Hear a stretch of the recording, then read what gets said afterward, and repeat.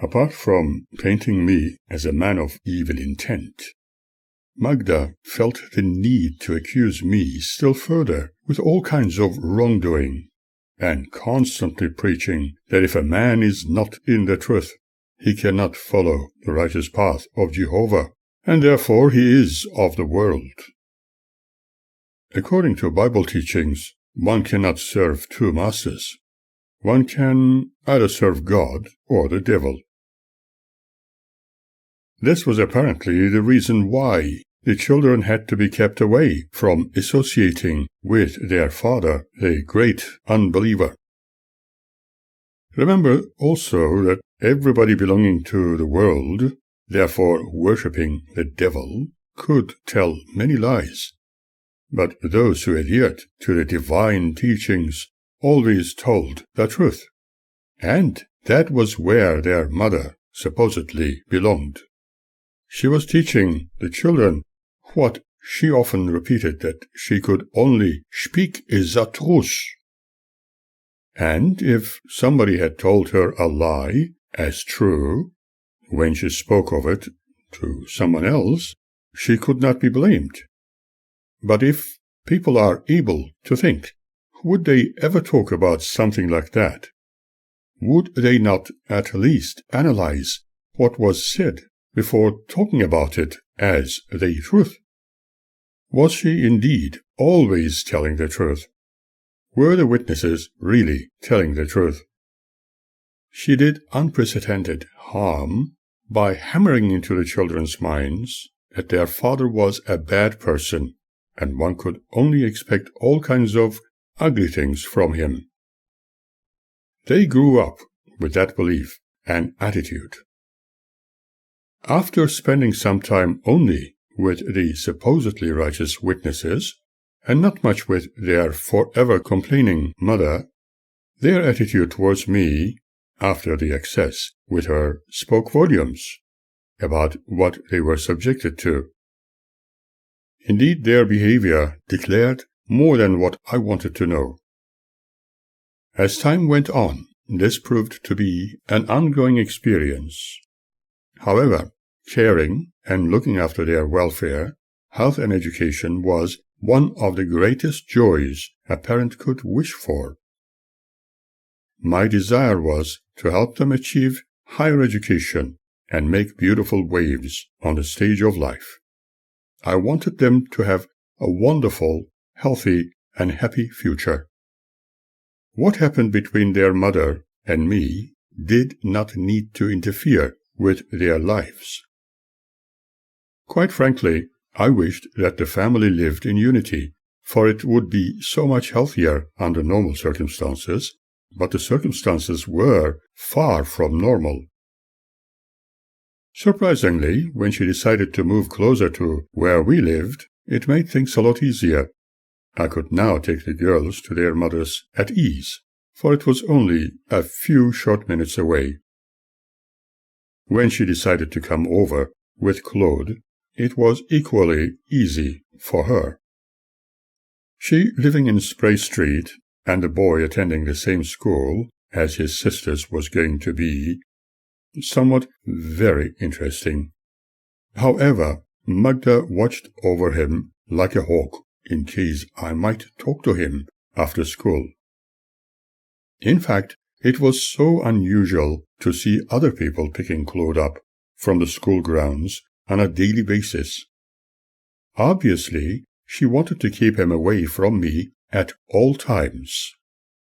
One day after school, Claude rushed to me, very excited, wanting to talk to his daddy, but a woman approached me saying she did not want foreigners talking to the boy. Surprised, I asked her if the child was hers. At first she said, yes. That was a first-class lie.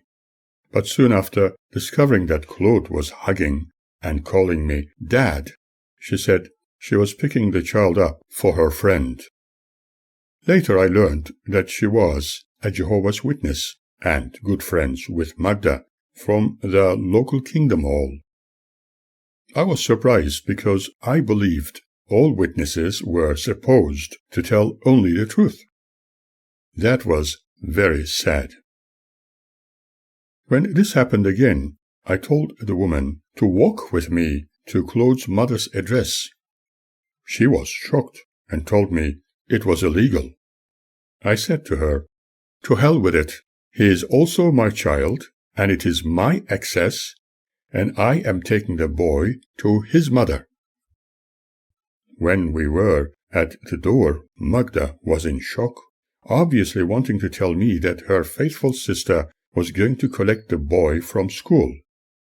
I told her that maybe I should take him back to the school for her beloved sister to bring him to her, and asked why she could not do so for herself, but she could not answer me. It was so obvious that she did not want to have anything to do with an alleged devil worshipper, for otherwise she would attract the wrath of Jehovah's Witnesses and be disfellowshipped. "Well," she said, while avoiding eye contact, "now we have to cut your next access time a little short by the few minutes you spent with him."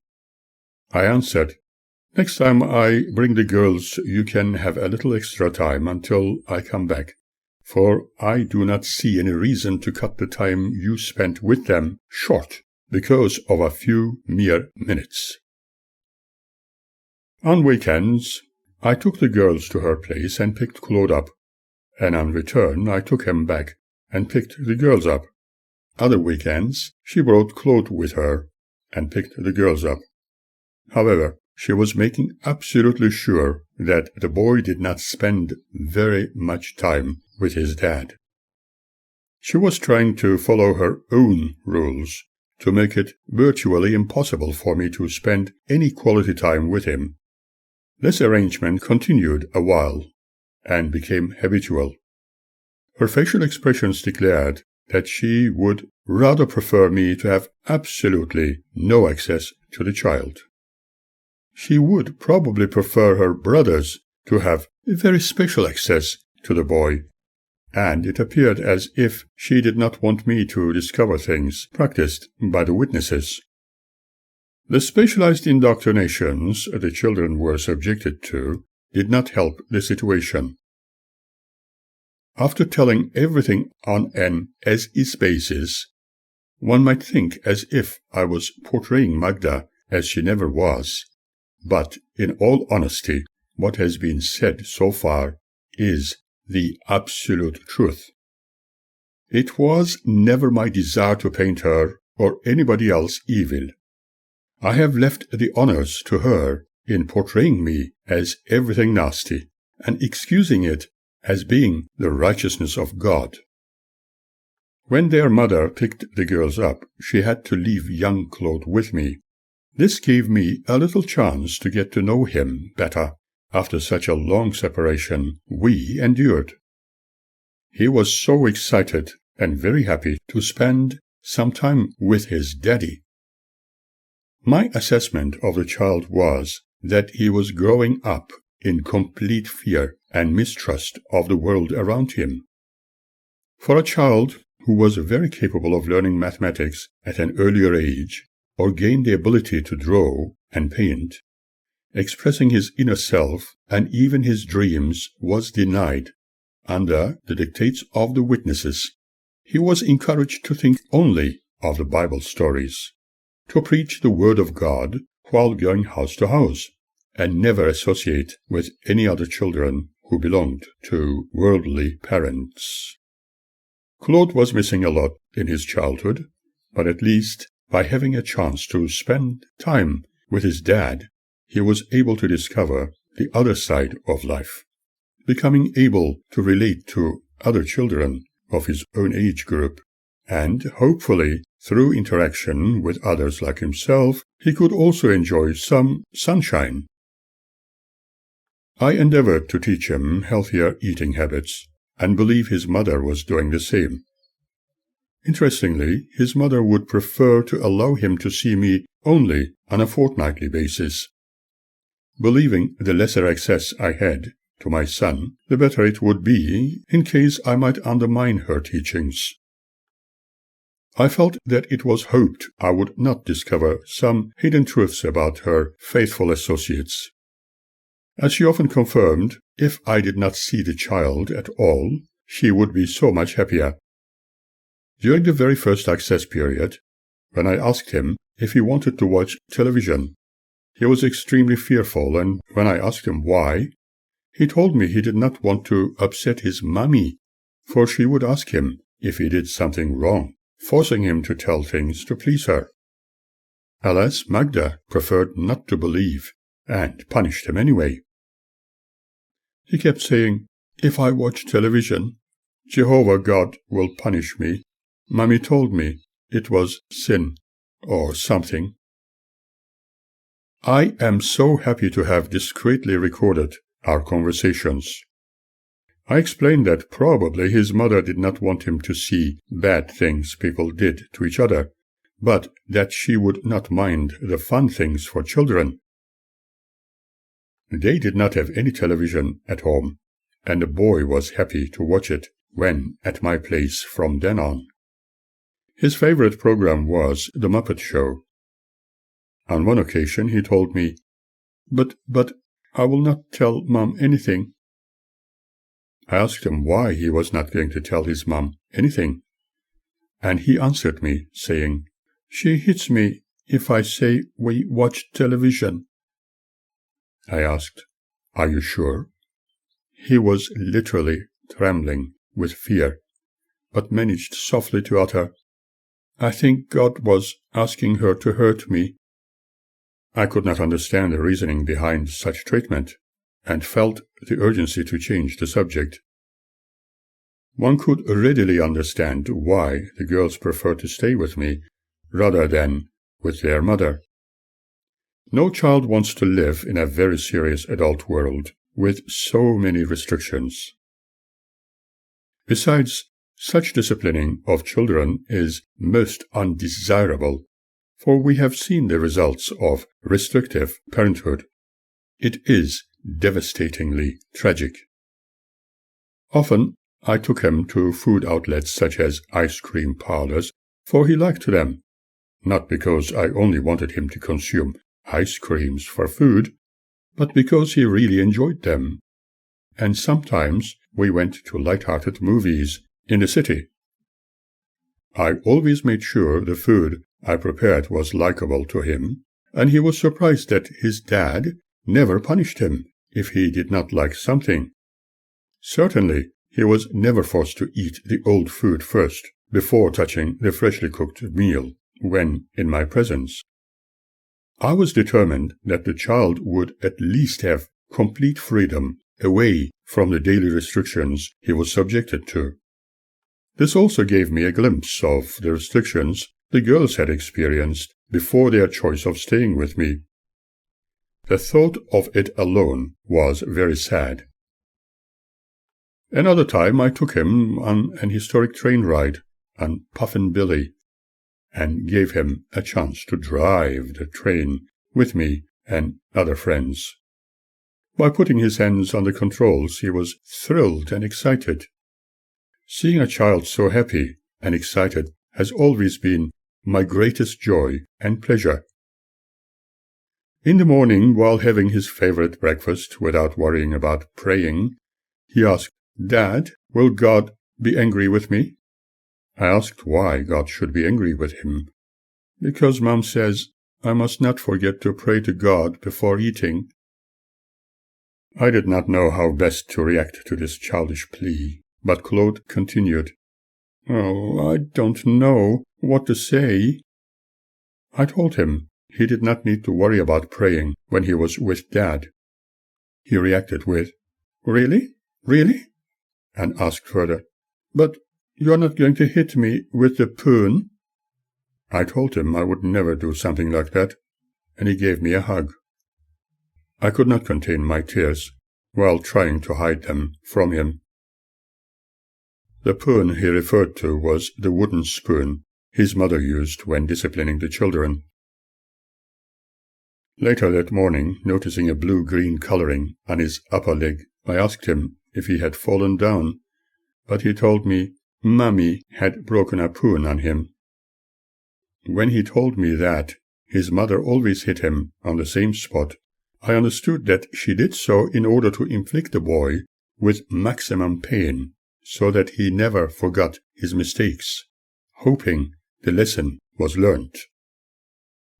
Once again, one could see how true it is that when somebody points a finger at another, they are pointing all the other fingers at themselves. The child was strictly advised not to tell anything to his father, who was apparently too thick to understand the complexities of discipline. However, whenever I attempted to relay the information to this effect to the authorities, I was never taken seriously. Maybe it was because of being a mere male, and it might have been due to my ethnicity. I was even advised to be patient, and everything would become good again.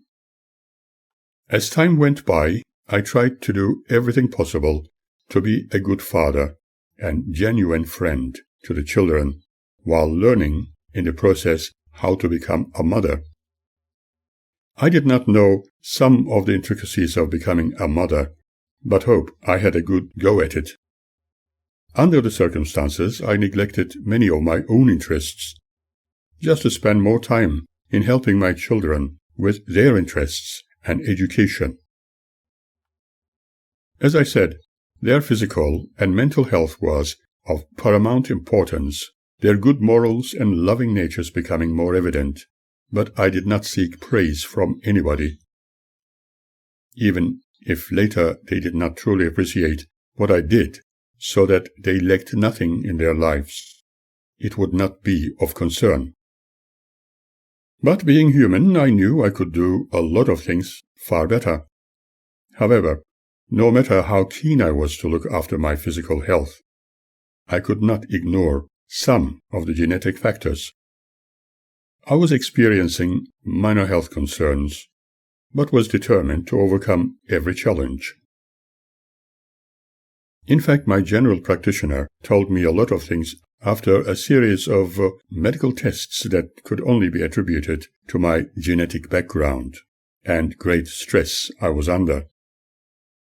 At that stage, I never told anything to my children, for I did not want them to share my pain, only my joys, because they were my beloved children.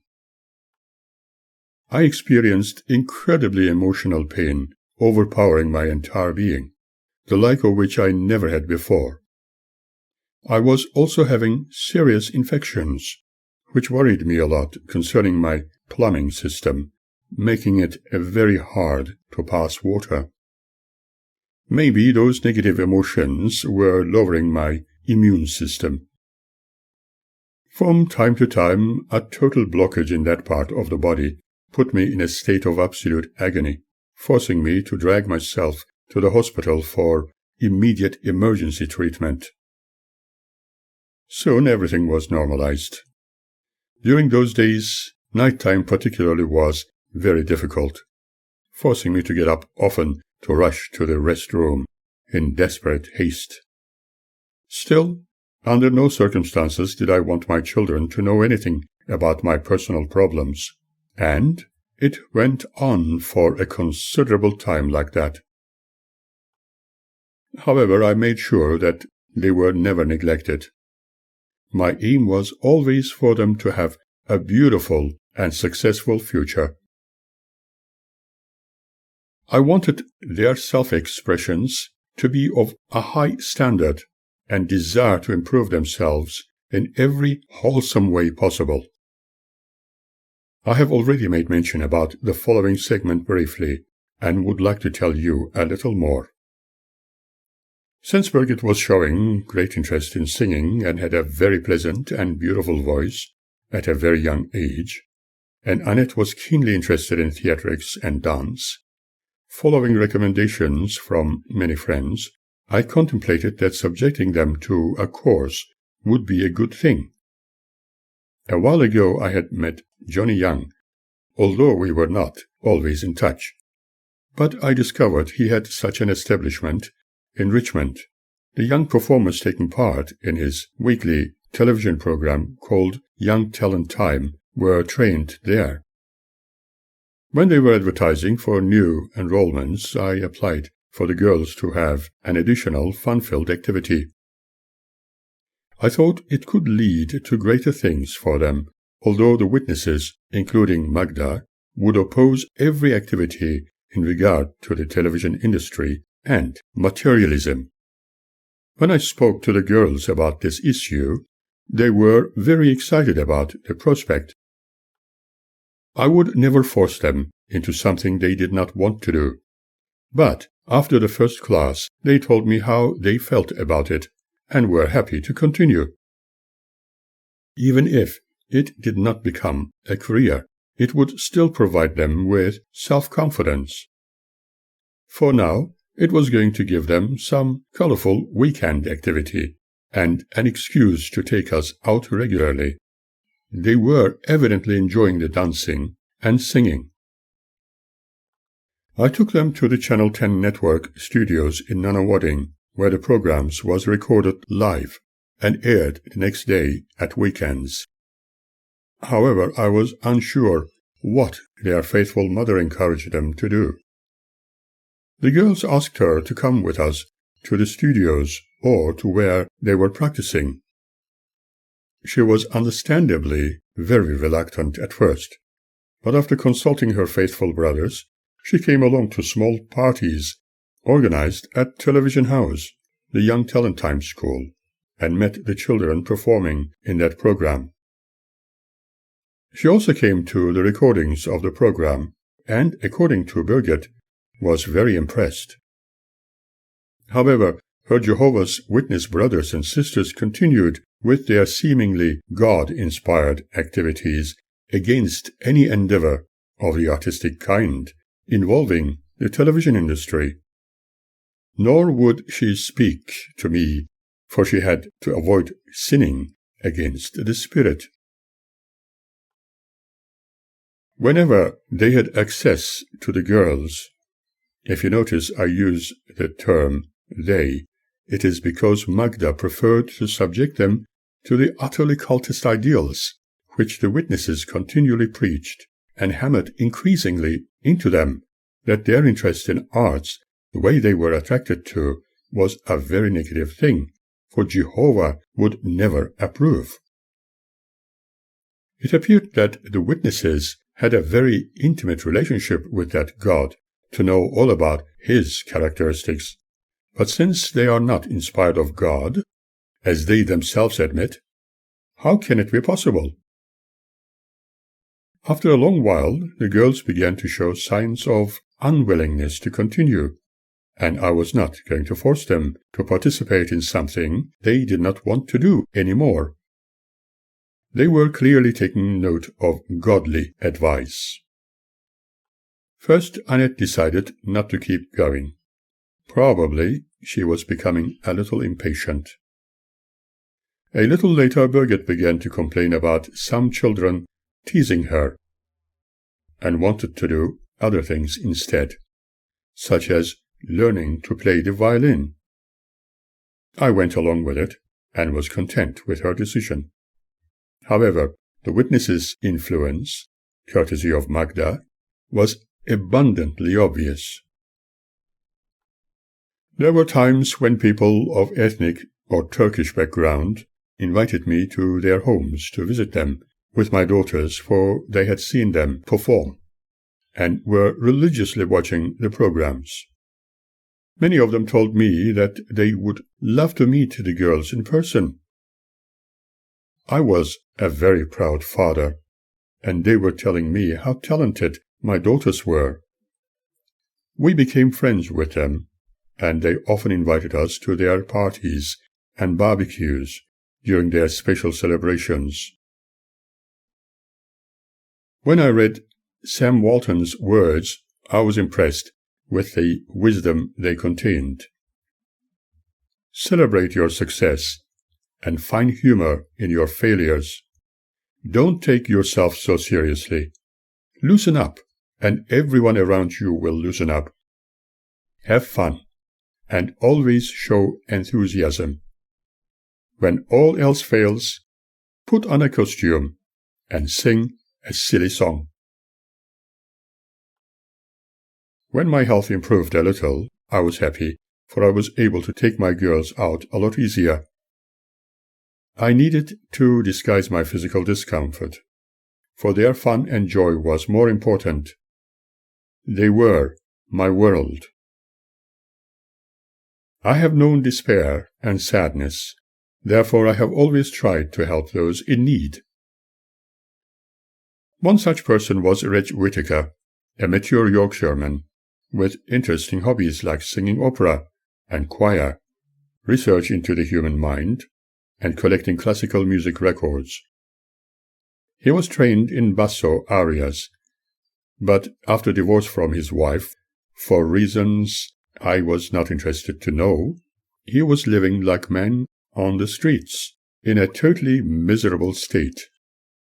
He was housed in a shared dwelling with a few other single pensioners in socially unacceptable conditions. The shared kitchen, for example, had walls sticky with fat from never being cleaned. One could see that this residence was not going to help him express himself as any normal human being, but rather assist him to waste away. I first met him after one of my visits to the Theosophical Society, and after walking with him to where he was housed, near South Yarra, seeing the state of his dwelling, I asked if he would like to live independently and improve his circumstances. He was very apprehensive at first, thinking that he could not afford such private accommodation, but after a few enquiries, he discovered that it would give him a new start in life, helping him live elsewhere happily. At that time, a flat became available for him to move into in my neighborhood. I used my influence while employed by the state government and Melbourne City Council. When I began working with them, John Kerner was Premier. When my position was scrapped due to changes to the political system after the elections, it forced me to remain only with my other occupation as a lecturer, which provided more time for me to spend with my children. I was happy to have helped Reg with his new accommodation, and he started making new friends, while his other friends, such as a Baptist minister and Hispanic friend Martin, who later passed on with liver-related complications, often visited him. He soon became friends with John, who was also an Englishman and lover of cats. John used to spend a lot of time with his other friend Andrew from Britain at his shop in Prague called Red Star, and I believe he had a shop in Moscow as well. He was convinced that communism was still alive in former Soviet Russia, although saddened about the ending of their supreme rule, as he regarded it. They regularly had musical evenings at John's, listening to classics with a group of other friends, and Reg was invited to spend some time with them. John was extremely proud of his electrostatic speakers. Later I joined a choir with Reg, singing classics and practicing with the Victorian Liedertafel at Melba Hall in the city. There were times I used to invite Magda to join the audience during our practices and come to the venues where we used to perform for a variety of occasions, some of which were broadcast over ABC radio. However, Reg's health was not perfect. He suffered from angina pectoris and was on heart medication. He was frightened of any operations. His health deteriorated, his family situation not being ideal, and was depressed, missing his children badly. In fact, his entire lounge was decorated with their pictures. He was obese, smoked heavily, and drank extremely strong espresso coffee like water. At one time, he was auditioned for a position to sing basso arias, but there was no particular requirement within the current shows available for a while. At the time, there was an Australian lady who resided in London and was involved in show business and visited Reg with great interest whenever she was in Australia. I believe she wanted to help him in many ways, including his possible involvement in opera. One wished that things would be a lot better for him. I had once obtained a couple of additional speakers and decided to give them to him, along with a hi-fi amplifier I had built as a hobby, and helped him obtain a few interesting items on which he could record and enjoy his beloved classical music. He now had a record player, a number of records, and a reel-to-reel Sony tape recorder. He was happy to be able to use them, and a color television made the home a home for him.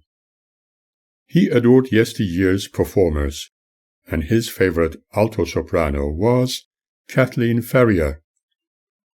When visiting him, one could often find him talking to his brother, Alan, in England, over his speakerphone, a new technology he immensely enjoyed using.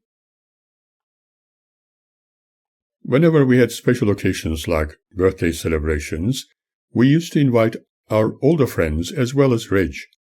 This was also a time when the girls were beginning to go regularly with their mother during her access. They did so very reluctantly, for Magda preferred them to spend more time with Jehovah's Witnesses, thus causing trauma within their psychological makeup, for ideally they needed to spend more time with their mother and not with her faithful brothers. Obviously, their mother was willing to give them an opportunity of great importance to accept the ways of the witnesses by persistently subjecting them to their teachings. Within their circle, she was considered a good mother, disciplining her children according to the rules set by their organization. But in truth, she was a fanatically dedicated witness.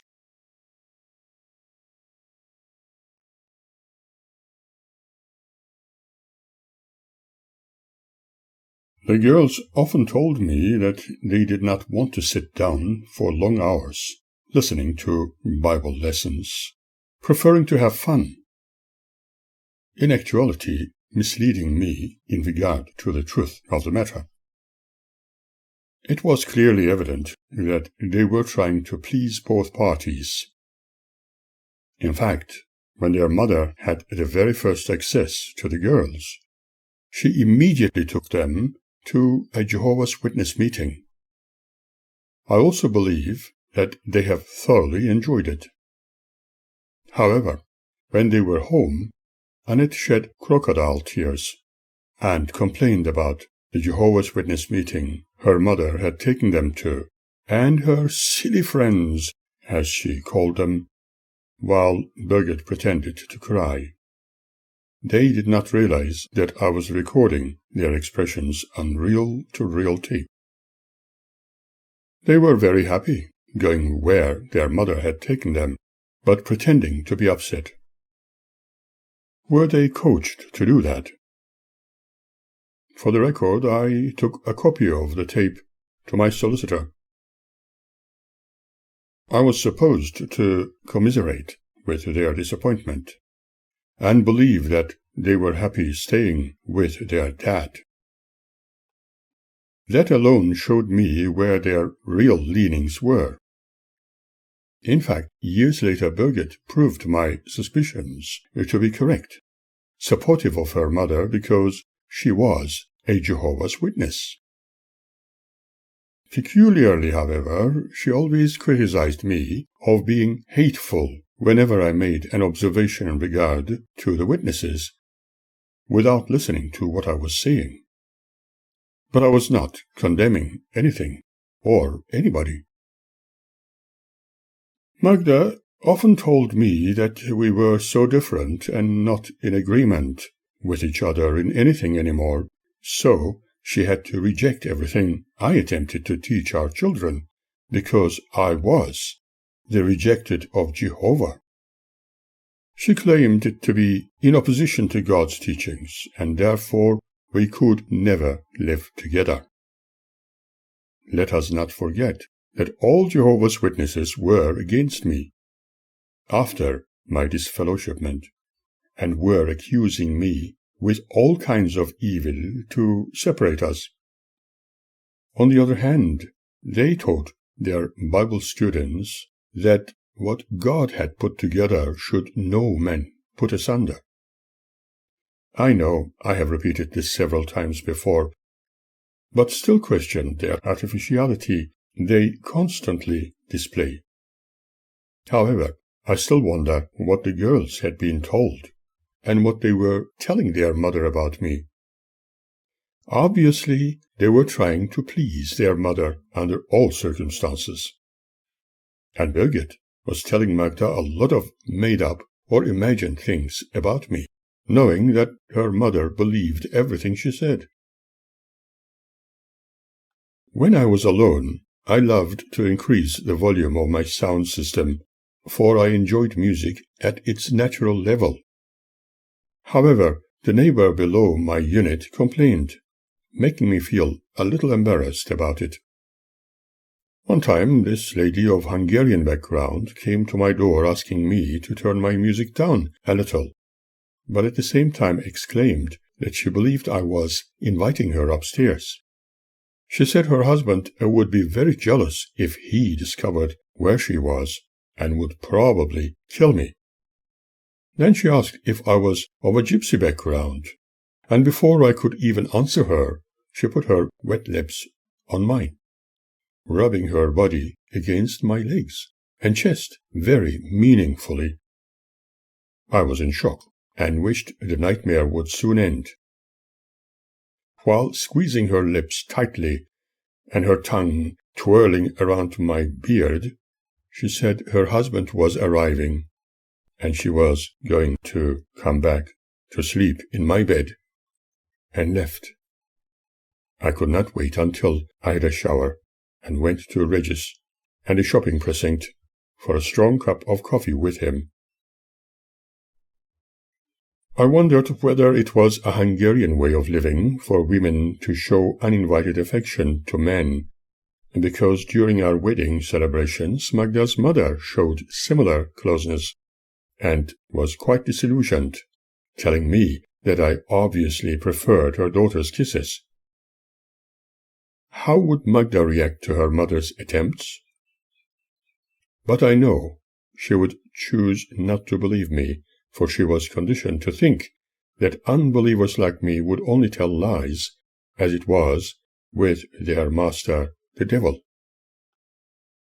People who followed Jehovah had to be the only ones accepted of God, and were forever righteous, whereas others not believing in their God had to be approved of only by the devil.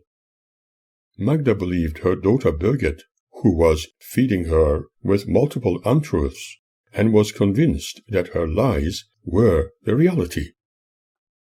From then on, whenever I was home and that lady came to my door, I pretended I was not in. There were those in the neighborhood who knew her behavior patterns and suggested I should scratch her itch, but I was not going to oblige. There was also a certain gentleman desirous to start an unusual friendship with me.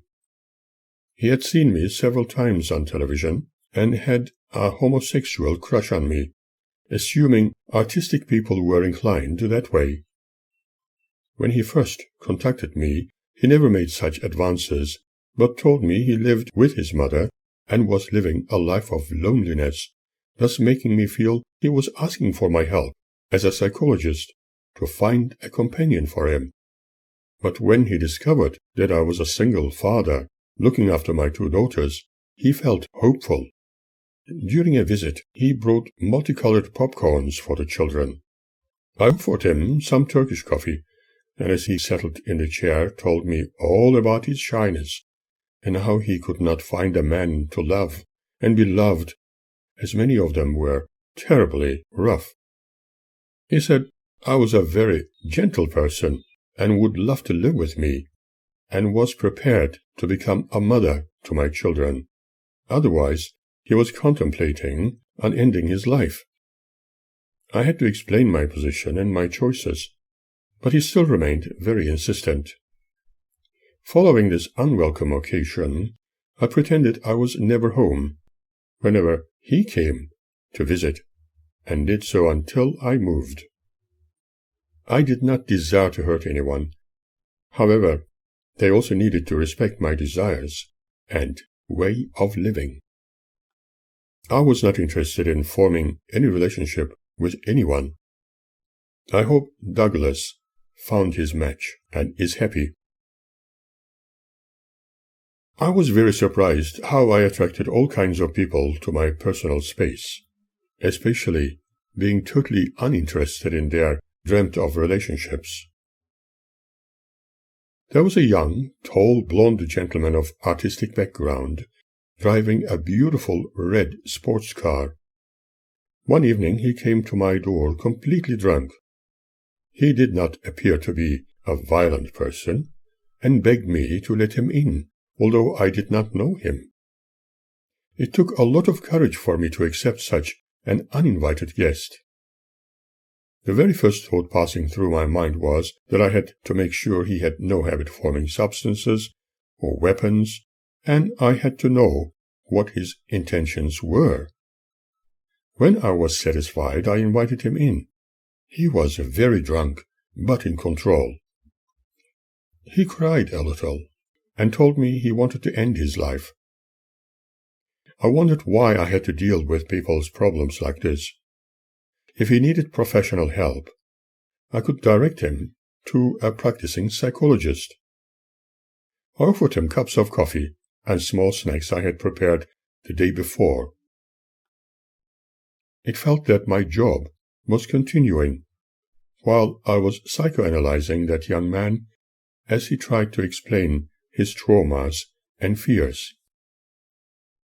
He was single and living in the neighborhood with his father. Nearly 2 hours later he was a little calmer and thanked me for being so kind, telling me that I had stopped him from committing something drastic in his car. When a little more sober and more time had passed, it made me worry, for I did not want a stranger sleeping at my place, as it would create a bad shock for the children when they woke up. Besides, I was virtually living on the edge anyway, with my own delicate circumstances. Apparently, he had been watching me for a while when coming home or going to places. He said he was thinking of getting to know me better, for he thought I must be a real gentleman. In the end, I decided to walk him to his home, which was close to where I lived. He preferred to walk on his own a little later and wanted to pick up his car the next morning. But, he said, first I want to surprise you, and put his mouth upon mine, forcing me to push him away. That was certainly an uninvited surprise, and as far as I was concerned, unwanted. He looked at me in amazement, almost to ask why I did not let him kiss me, forcing me to explain that it was not my way of living, and my friendship did not include anything he might have hoped for. Besides, I did not know him. When he left, he thanked me again for helping him, asking if he could come back to see me when sober. However, I was not going to allow any further friendship after the uninvited advances I had experienced that night, and so felt the need to again pretend that I was not home whenever he came visiting me. From then on, I developed a mild phobia when someone knocked at my door, and was therefore extremely happy when I moved out. I suppose there were people seeking happiness in their own way, and I happened to be the person they dreamt about. Life certainly had very interesting surprises. Throughout the years, I had to learn more about tolerance and acceptance towards people, with all their interests and backgrounds. However, I also had my own problems to deal with. My interests were different, and always had to be in control with my health as a single parent. I was primarily responsible for my beloved children, but without denying my own simple needs. I always prefer to help people, but there is a limit to what I can do as a human being. When other people's interests invade my space unnecessarily, I cannot tolerate such intrusions. Alas, I seem to attract all sorts almost magnetically, forcing me to be extremely discerning. As the girls advanced with their education, they took part in special school activities and performances. Often I videoed their activities for future reference, whilst other children from the neighborhood frequented our home on Sunday mornings. Repeating my words, I broadcast their exquisite performances, singing, telling jokes and stories on FM band, using the equipment I had partially built. Unfortunately, when Magda came for her access to the girls, especially during their Sunday morning fun, both Annette and Birgit displayed a great fear against their mother, either wanting to keep completely quiet or simply refusing to open the door. Magda, however, could never see that she was seen as a hindrance, for she specifically chose their fun time, turning up much earlier than agreed, although the program was not more than an hour and a half. For somebody who preached that respect must be earned, she never respected others, unless they were her so-called brothers.